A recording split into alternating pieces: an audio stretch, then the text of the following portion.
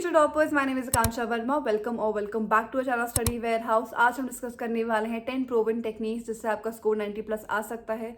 So whether you are from humanities, commerce or science, these strategies are gonna work for you. First is proper planning and time management. As you know 10 या 15 दिन ही बचे हैं, सो make sure आप उसको भी divide कर दे रहे हो कैसे आप क्या पढ़ रहे हो वहाँ पे. So you should have a proper goal. 1 घंटे आप पढ़ रहे हो, उसके बाद 5 मिनट का ब्रेक ले रहे हो.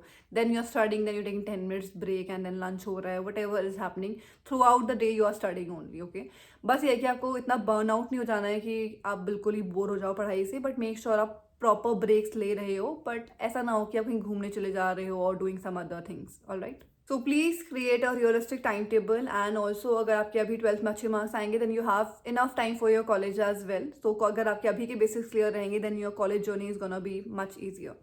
Second is focus on important topics. As I have already told you related to physics, chemistry and maths. अगर आपने स्कूल में भी देखा होगा तो टीचर बोलती है ओके ये चैप्टर कार्य से स्टार मार्क कर लो, ये इंपॉर्टेंट है and all. Okay, so already आपको स्कूल में आइडिया दिया जाता है and you can have a idea from the blueprint as well. And बहुत बार यूट्यूब में ऑलरेडी वीडियो अपलोडेड होते हैं. If you are from humanities and commerce and you are still wondering कि कौन से चैप्टर्स इंपॉर्टेंट है, क्या आपको पढ़ना चाहिए, कैसे आपको लिखना चाहिए and everything, so you can just search it on YouTube. There will be lots of video uploaded, so take that help. Third is revise and practice sample papers. So revision is crucial, but practicing sample paper is a game changer. अगर आप sample paper practice करते हो, you already know the pattern, you already know how you're going to distribute your time, कौन सा section आपको पहले करना है, उससे आपको confidence भी boost up हो जाता है, because already you have practiced it a lot of times, right? उसके बाद फिर once you have done with 5 sample papers of physics, then you know okay ऐसे ही क्वेश्चन आएंगे, you know how to deal with them, right? So उससे आपका time management बहुत अच्छे से हो जाता है, जिससे आपका फाइनल एग्जाम में काफ़ी इम्पैक्ट पड़ेगा.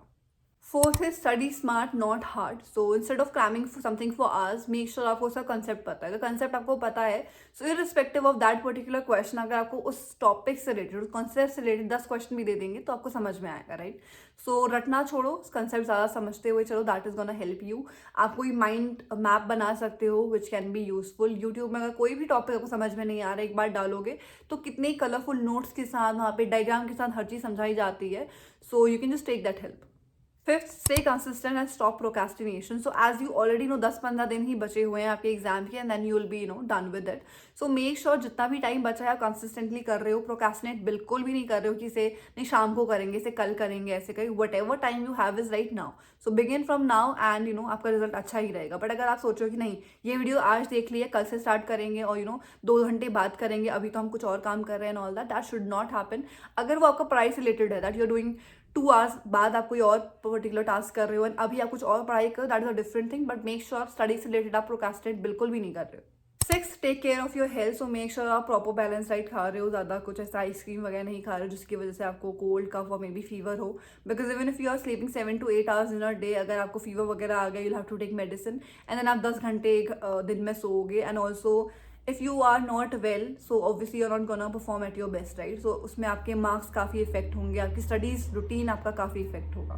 7th, break study session. So make sure आप 1 आवर के बाद आप ब्रेक ले रहे हो. ऐसा ना हो कि आप लगातार पढ़ रहे हो एंड आप बर्न आउट हो जा रहे हो, आपका माइंड जो भी आप पढ़ रहे हो उसे रिटेन नहीं कर पा रहा है एंड ऑल्सो ओवर टायर्ड हो गया है. सो मेक श्योर आप रेगुलरली अपने ब्रेक्स ले रहे हो, उसके लिए आपका प्रॉपरली टाइम टेबल सेट है already. 8th, get help when you get stuck. So best thing is अगर आपको कुछ भी समझ में नहीं आ रहा है, सीधे उसे यूट्यूब में डालोगे. So there will be a diagram made, वहाँ पे आपको सारी theory related with the real life सब एक्सप्लेन की जाएगी. सो कोई भी अगर आपको टॉपिक नहीं आता है उसको डाल दो. 1 शॉट वीडियोस भी अवेलेबल है. अगर आपको कुछ स्पेसिफिक चैप्टर है जो आपको बिल्कुल भी पढ़ने का मन नहीं कर रहा है तो 1 शॉट उसका सर्च कर लो, यूट्यूब में आपको मिल जाएगा. उससे गो थ्रू करके क्विकली अपने शॉर्ट नोट्स बना लो सो दैट बिफोर एग्जाम आपके लिए वो रिविजन की तरह हेल्प करे. 9, स्टे पॉजिटिव एंड मोटिवेटेड. सो आपका माइंडसेट काफ़ी इंपॉर्टेंट रोल प्ले करता है आपकी लाइफ में. So make sure you are having positive thoughts. Negative thoughts को अवॉइड करो. जो भी आपसे अच्छी बातें करते हैं फैमिली में, जस्ट टॉक टू देम. जो बोल रहा है कि no you are not capable of it, ऐसा नहीं हो पाएगा कि you score 90 plus, just avoid them. 10th, don't forget to relax. So burnout is real and it is very important for you to recharge yourself. So take regular breaks so that whatever you're studying next वो आप अच्छे से पढ़ पा रहे हो. So that is it for today's video. I hope you liked this. If you liked it, please give it a thumbs up, share with your friends, subscribe to the channel, and I'll see you in the next video. Bye bye everyone. All the best. Take care of your health.